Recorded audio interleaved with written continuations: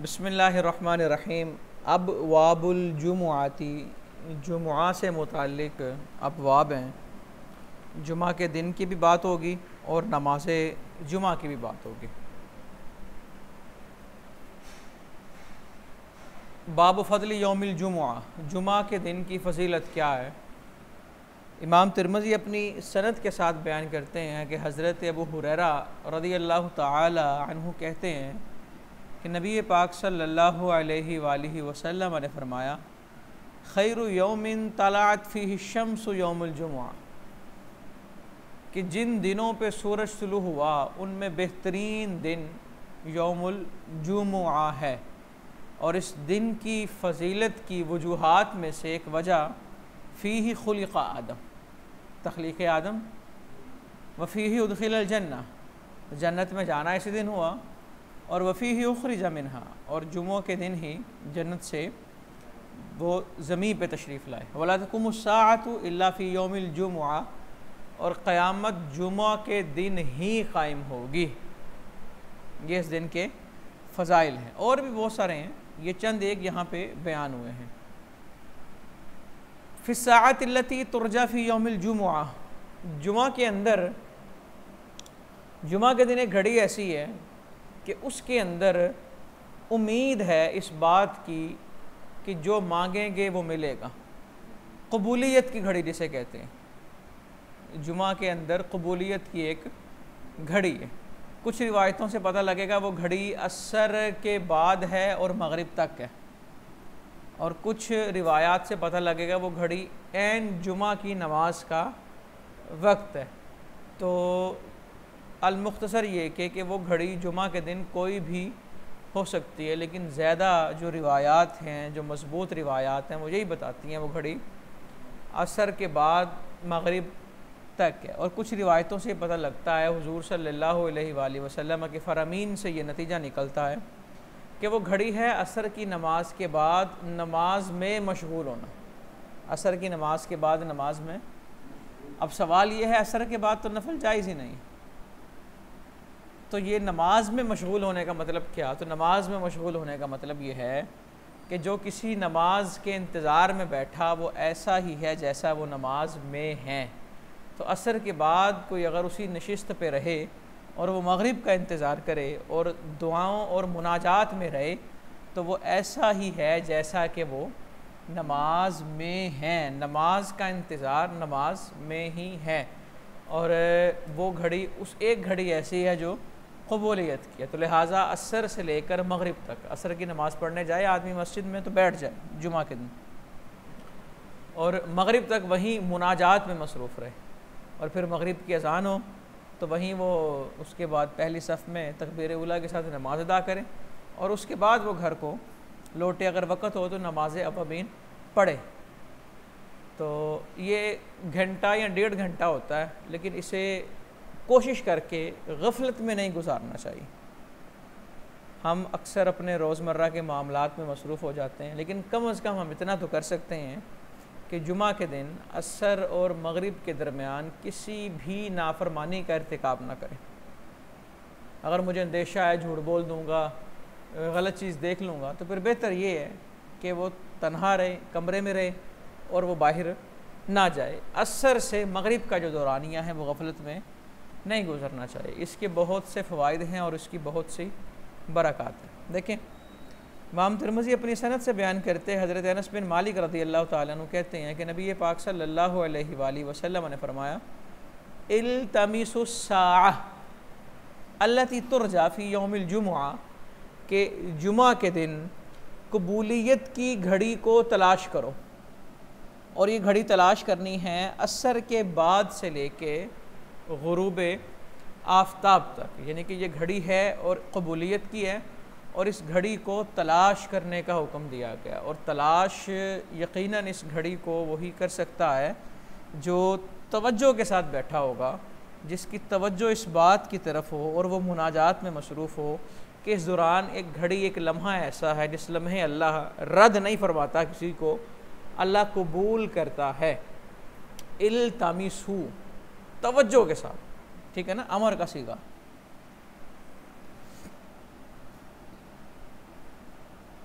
और देखें इसी रिवायत के आखिर में लफ्ज़ क्या इमाम अहमद कहते हैं, अक्सरुल अहादीस फ़ी साअति अल्लती तुरजा फ़ीहा इजाबतुद दावा अन्नहा बअद सलातिल अस्र, कि जिस घड़ी में दुआएं मुस्तजाब होती हैं वो कब है? असर के बाद। व तुरजा बाद ज़वाल शम्स, और ज़वाल शम्स के बाद, यानी कि जो जुमा का वक्त है वो भी कबूलियत का है, और जो असर से मगरिब का वक्त है वो भी कबूलियत का वक्त है। तो ये वही बात जो मैंने अभी इब्तिदा में अर्ज़ की आपके सामने।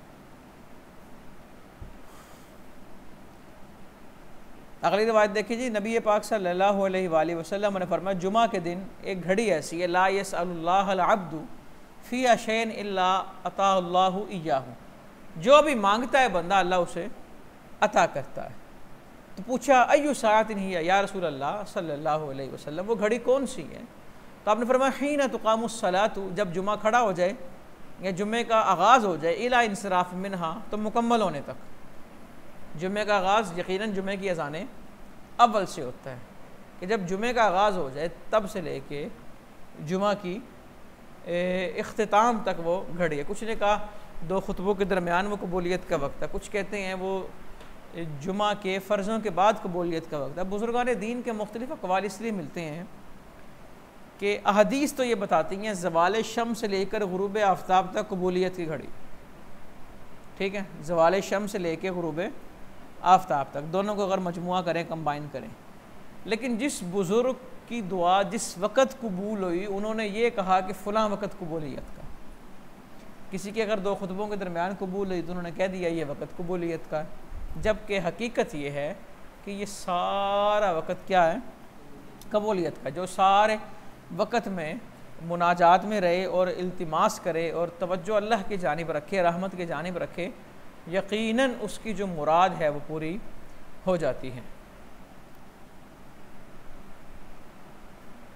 हज़रत अबू हुरैरा रज़ी अल्लाह तआला अन्हु से मरवी के नबी पाक सल्लल्लाहु अलैहि वसल्लम ने फरमाया, ये वही रिवायत, खैरु यौमिन तलअत फ़ीही शम्सु यौमुल जुमुआ फ़ीही खुलिक़ आदम व फ़ीही उदख़िलल जन्नह व फ़ीही उहबित मिन्हा निकाले गए, व फ़ीही साअतुन, और एक घड़ी ऐसी है, ये देखिए ज़रा, ला युवाफ़िक़ुहा अब्दुन मुस्लिमुन युसल्ली, कि जिसमें कोई मुसलमान नमाज पढ़ रहा हो, फ़यस्अलुल्लाह फ़ीहा शयअन इल्ला अताहु इय्या, तो अल्लाह से वो जो भी मांगेगा अल्लाह उसे अता करेगा।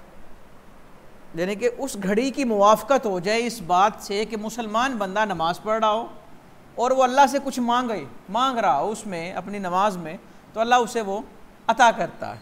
हज़रत अबू हुरैरा कहते हैं मैं अब्दुल्ला बिन सलाम को मिला और मैंने उनको ये हदीस सुनाई, तो वो कहने लगे मुझे तुमसे ज़्यादा पता है कि वो कबूलियत की घड़ी कौन सी है। तो हज़रत अबू हुरैरा कहते हैं मैंने कहा फिर बताएं मुझे, वला तदनन बिहा अलैया, और बुखल से काम न लें। तो वो अब्दुल्ला बिन सलाम ने कहा वो असर के बाद है मगरिब तक। तो हज़रत अबू हुरैरा कहते हैं मैंने कहा वो कैसे हो सकता है, असर के बाद कैसे हो सकता है, हालांकि रसूलुल्लाह सल्लल्लाहु अलैहि वसल्लम ने फरमाया है कि असर के बाद नमाज नहीं है, तो असर के बाद ये कैसे हो सकता है? ला युवाफ़िक़ुहा अब्दुन मुस्लिमुन व हुवा युसल्ली, असर की नमाज के बाद व हुवा युसल्ली कैसे हो सकता है? तो अब्दुल्ला बिन सलाम ने कहा अलैसा क़द क़ाल रसूलुल्लाह सल्लल्लाहु अलैहि वसल्लम मन जालसा मजलिसन यंतज़िरुस सलाता फ़हुवा फ़ी सलातिन। तो अब्दुल्ला बिन सलाम ने कहा क्या हुज़ूर अलैहिस्सलातु वस्सलाम ने यह नहीं फरमाया कि जो किसी नमाज के इंतज़ार में बैठा तो वो ऐसा है जैसा कि नमाज में ही है? तो हज़रत अबू हुरैरा कहते हैं मैंने कहा भला ऐसा ही है। कहा फ़हुवा ज़ाका, तो ये बात भी इसी तरह है। जुमा के दिन गुस्ल करना, कुछ रिवायतों से मिलेगा कि जुमा के दिन गुस्ल जो है वो वाजिब है। तो याद रखें इन रिवायतों में वाजिब बमाना साबित है, वाजिब बमाना जिस तरह सही मुस्लिम की रिवायत में भी मिलेगा वाजिब बमाना साबित है, वाजिब बमाना लाजिम नहीं है। वाजिब बमाना लाजिम, जिस तरह नूरुल इज़ाम में है कि वज़ू के कुछ वाजिबात हैं, वहाँ वाजिब से मुराद लवाजिमात नहीं, वाजिब से मुराद उसके कुछ जो चीज़ें वज़ू में साबित हैं, कुछ सुन्नतें होंगी, कुछ दीगर चीज़ें होंगी। तो हर यहाँ पर भी वाजिब का माना, या फिर ये हदीस वो हदीसें जिनमें वाजिब का जिक्र है, ये इब्तिदाई इस्लाम पर मामूल है, इब्तिदाई इस्लाम पर मामूल है, और सख्ती से कहा गया कि जुमा के लिए गुस्ल करना वाजिब है। कि हालांकि गुस्ल के जो असबाब हैं वो आप बेहतर जानते हैं कि जिन चीज़ों से गुस्ल वाजिब होता है वो क्या है, उनमें जुमा का दिन गुस्ल के वजूब के लिए सबब नहीं।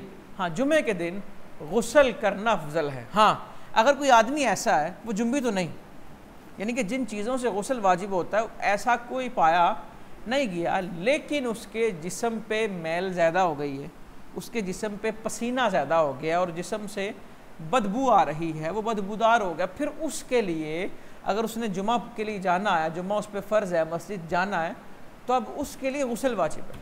कई लोग होते हैं वो काम करते हैं, मिसाल के तौर पे वेल्डर हैं, खरादी हैं, जो गर्मी वाला काम करते हैं, तो उनके लिए वो जब जुमे से पहले उसकी तैयारी करें और नहा धो के अच्छी तरह जाए, उनके लिए ताकीद के साथ हुक्म है कि वो गुस्ल करके मस्जिद जाए, क्योंकि रश ज़्यादा होता है और जितने लोग जुड़ जुड़ के करीब करीब बैठे होते हैं, अगर वो गुस्ल करके साफ़ सुथरा होकर नहीं जाएगा तो उस एक की वजह से कई लोग मुतासिर हो जाएंगे।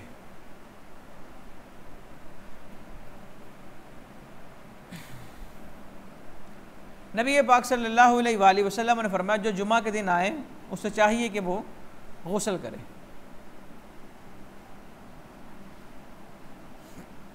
अगली रिवायत भी इसी तरह,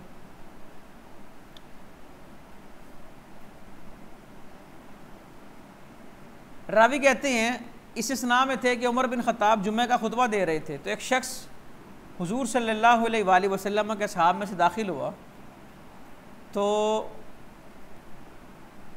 कहा अय्यु सातिन हाज़ी,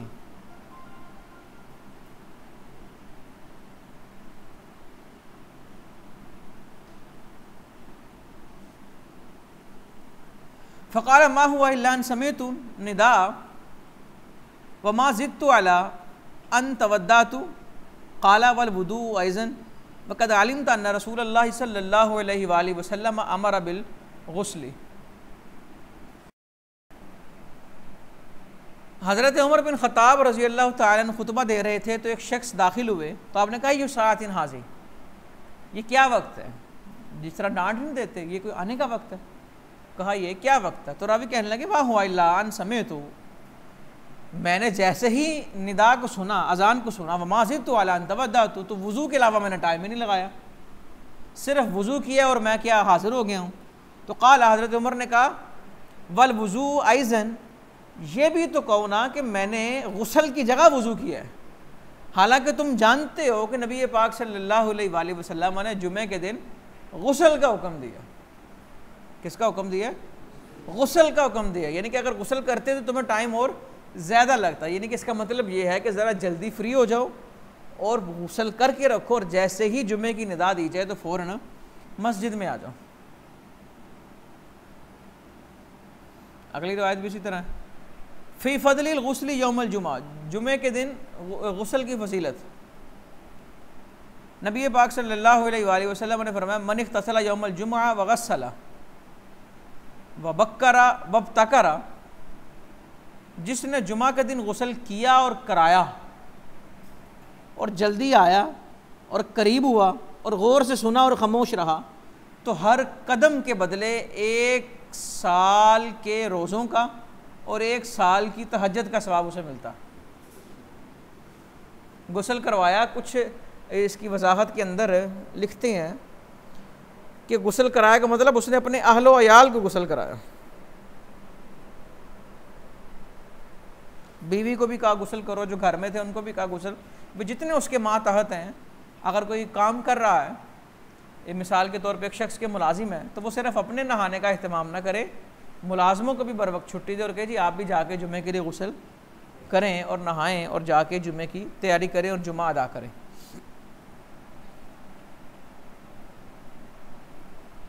जुमा के दिन वज़ू करना इजाज़त है जी इसकी भी।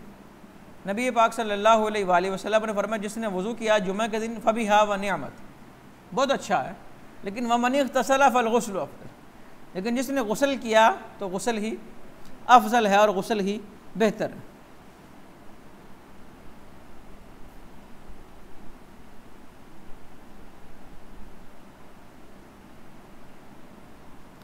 कुछ हज़रात ने यहाँ पे इसके अंदर वही इख्तलाफ लिखा है कि गुस्ल के वजूब का कौल किया, जबकि दुरुस्त बात यह है कि गुस्ल वाजिब नहीं है, गुस्ल इख्तियारी है। और वजूब की जो कंडीशंस है वो आपके सामने रख दी कि इन सूरतों में लाजिम हो जाएगी। रसूलुल्लाह सल्लल्लाहु अलैहि वसल्लम ने फरमाया, जिसने वज़ू किया अच्छा, फिर वो जुमा के लिए आया, फ़दना वस्तमा व अनसता, करीब हुआ, खामोश हुआ और गौर से सुना, गुफ़िर लहू मा बैनहू व बैनल जुमा, उसके और जुमा के दरमियान जितने गुनाह हैं अल्लाह वो माफ़ फरमा देता है। व ज़ियादतु सलासति अय्याम, और मज़ीद 3 दिन के गुनाह भी माफ़ फरमा देता है। और जो कंकरियों से खेलता रहा फ़कत लगा, उसने लगव किया, यानी कि खुतबा इमाम साहब दे रहे हैं और वो नीचे कंकरियों से, पत्थरों से, रेत से खेल रहा है, तो उसने लगव काम किया। फिर तबकीर इलल जुमा, जुमा के लिए जल्दी जल्दी जाना, तबकीर का मतलब जल्दी जल्दी जाना।